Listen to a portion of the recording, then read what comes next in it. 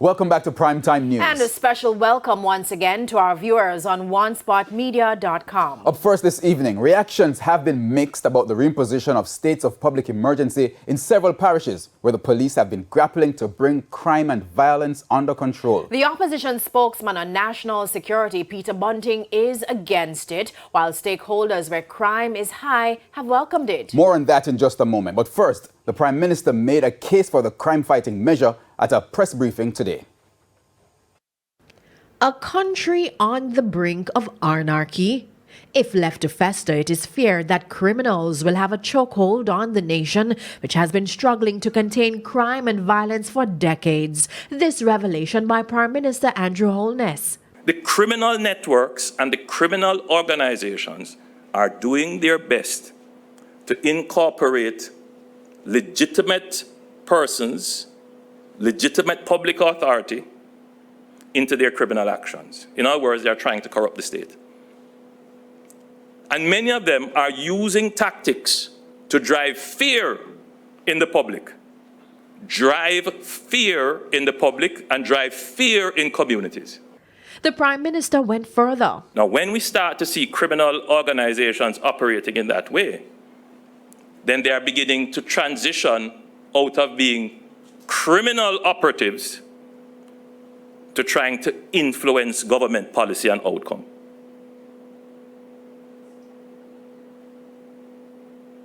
We have seen states where this has reached the point where either the state is on the brink of collapse or they have had to take extreme actions.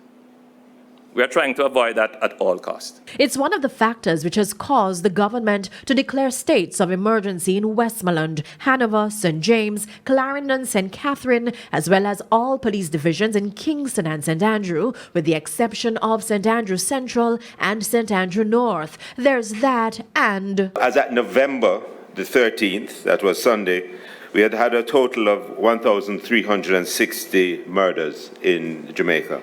In 2021, the year ended with over 1,400 murders. Based on the current trend, that number may be surpassed this year. The Prime Minister painted a grim picture about what the security forces are faced with.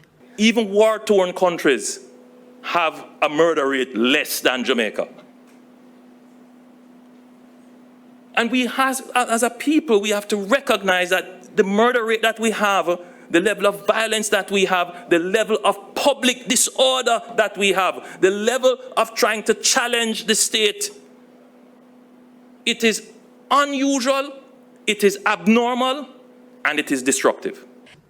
As for the effectiveness of the state of emergency to contain crime, the police commissioner insists it has worked. If I can just remind people that when we first brought it in, we had a 70% reduction in murders in St. James, a 61% reduction in St. Catherine, and overall an average in all areas, divisions that we use these measures, an average of 40% reduction. The SOE will remain in place for 14 days. Despite its majority in the lower house, the government will need the support of at least one opposition member for an extension. Earlier this year, the opposition voted against the extension, which led to the discontinuation of the measure. The Prime Minister, however, appears optimistic about mutual support for the SOEs this time around.